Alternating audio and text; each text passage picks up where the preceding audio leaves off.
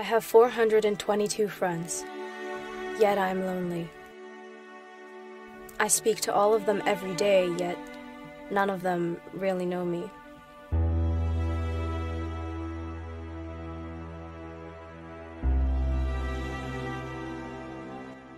The problem I have sits in the spaces between, looking into their eyes or at a name on a screen.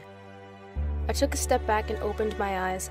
I looked around and then realized that this media we call social is anything but. When we open our computers, and it's our doors we shut. All this technology we have, it's just an illusion of community, companionship, a sense of inclusion, yet when you step away from this divisive delusion, you awaken to see a world of confusion. A world where we're slaves to the technology we mastered, where our information gets sold by some rich, greedy bastard. A world of self-interest, self-image, self-promotion, where we share all our best bits but leave out the emotion. We are at our most happy with an experience we share, but is it the same if no one is there? Be there for your friends and they'll be there too, but no one will be if a group message will do. We edit and exaggerate, we crave adulation, we pretend we don't notice the social isolation. We put our words into order until our lives are glistening. We don't even know if anyone is listening. Being alone isn't the problem. Let me just emphasize that if you read a book, paint a picture, or do some exercise, you're being productive and present, not reserved or recluse. You are being awake and attentive and putting your time to good use. So when you're in public and you start to feel alone, put your hands behind your head and step away from the phone. You don't need to stare at your menu or at your contact list. Just talk to one another and learn to coexist. I can't stand to hear the silence of a busy commuter train when no one wants to talk through the fear of looking insane. We're becoming unsocial. It no longer satisfies to engage with one another and look into someone's eyes.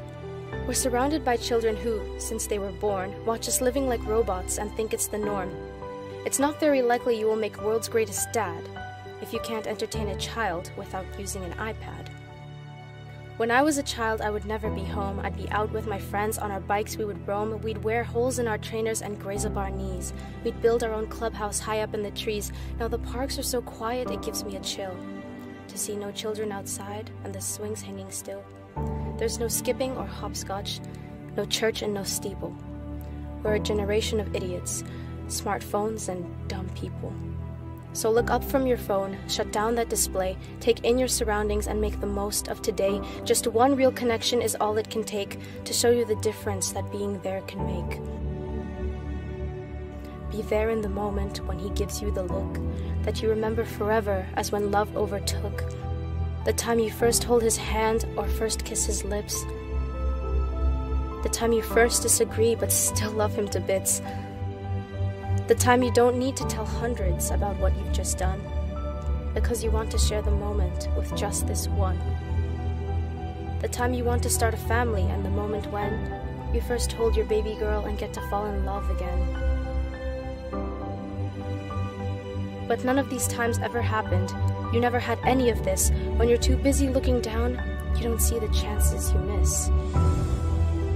So look up from your phone, shut down those displays. We have a finite existence, a set number of days. Why waste all our time getting caught in the net, as when the end comes, nothing's worse than regret. I am guilty too of being part of this machine. This digital world where we are heard but not seen, where we type and don't talk, where we read as we chat, where we spend hours together without making eye contact.